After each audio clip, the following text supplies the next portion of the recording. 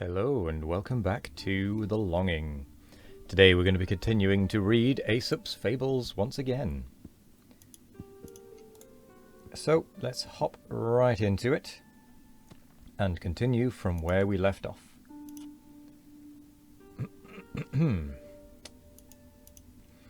The Owl and the Birds. The owl is a very wise bird, and once, long ago, when the first oak sprouted in the forest, she called all the other birds together and said to them, "You see this tiny tree. If you take my advice, you will destroy it now when it is small, for when it grows big, the mistletoe will appear upon it, from which birdlime will be prepared for your destruction." Again, when the first flax was sown, she said to them, "Go and eat up that seed, for it is the seed of the flax, out of which men will one day make nets to catch you." Once more, when she saw the first archer, she warned the birds that he was their deadly enemy, who would wing his arrows with their own feathers and shoot them. But they took no notice of what she said. In fact, they thought she was rather mad and laughed at her. When, however, everything turned out as she had foretold, they changed their minds and conceived a great respect for her wisdom. Hence, whenever she appears, the birds attend upon her in the hope of hearing something that may be for their good. She, however, gives them advice no longer, but sits there moping and pondering on the folly of her kind. The Ass in the Lion's Skin. An ass found a lion's skin, and dressed himself up in it.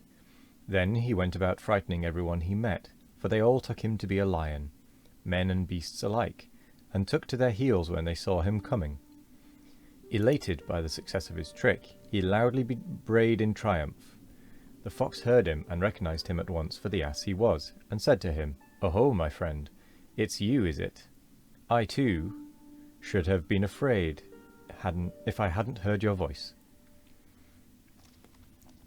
The She-Goats and their Beards.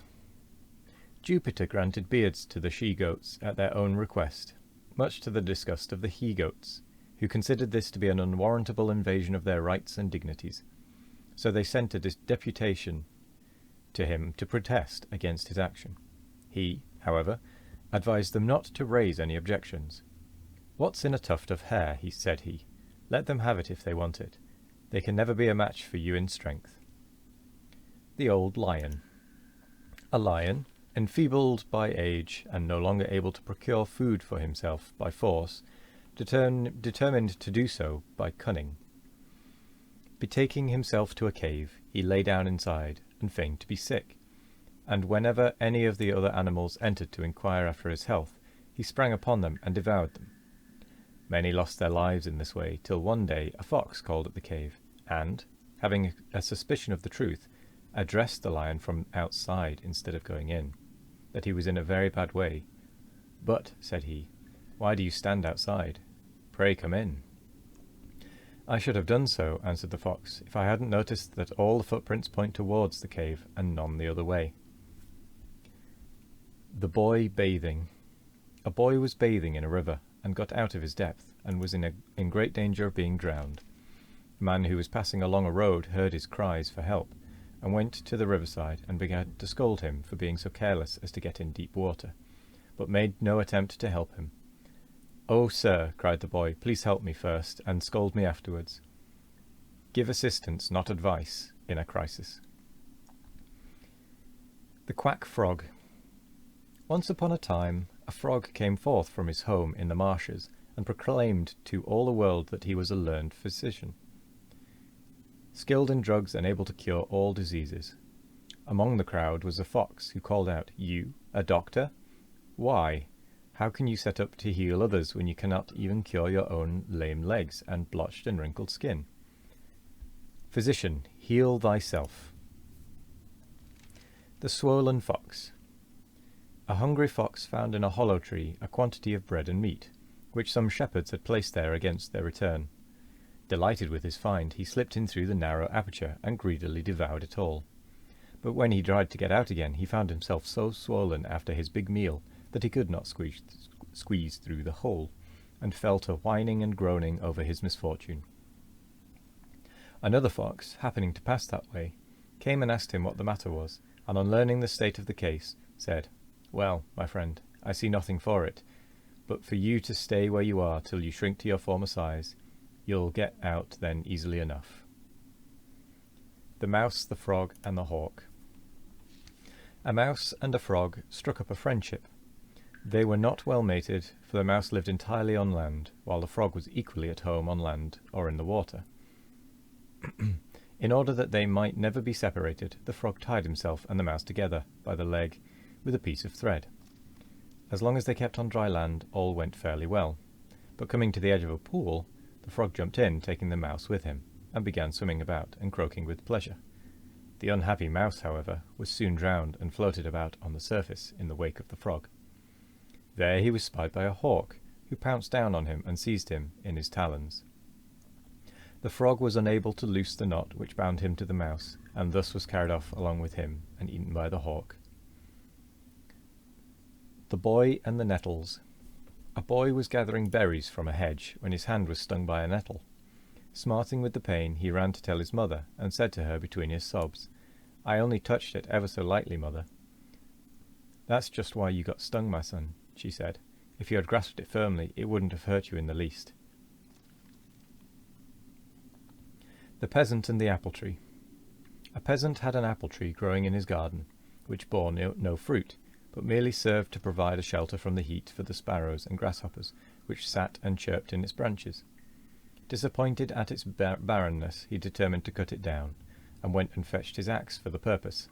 But when the sparrows and the grasshoppers saw what he was about to do, they begged him to spare it, and said to him, "If you destroy the tree, we shall have to seek shelter elsewhere, and you will no longer have our merry chirping to enliven your work in the garden." He, however, refused to listen to them, and set to work with a will to cut through the trunk. A few strokes showed that it was hollow inside and contained a swarm of bees and a large store of honey. Delighted with his find, he threw down his axe, saying, "The old tree is worth keeping after all." Utility is most men's test of worth. The Jackdaw and the Pigeons.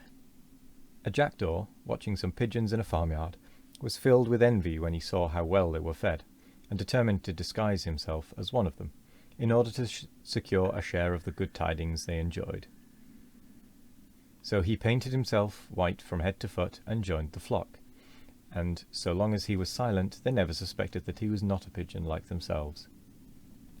But one day he was unwise enough to start chattering, when they at once saw through his disguise and pecked him so unmercifully that he was glad to escape and join his own kind again.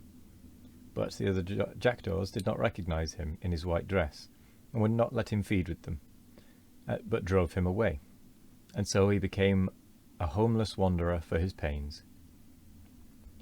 Jupiter and the Tortoise. Jupiter was about to marry a wife, and determined to celebrate the event by inviting all the animals to a banquet. They all came except the Tortoise, who did not put in an appearance, much to Jupiter's surprise. So when he next saw the Tortoise, he asked him why he had not been at the banquet. "I don't care for going out," said the Tortoise. "There's no place like home." Jupiter was so much annoyed by this reply that he decreed that from that time forth the Tortoise should carry his house upon his back, and never be able to get away from home, even if he wished to. The Dog in the Manger.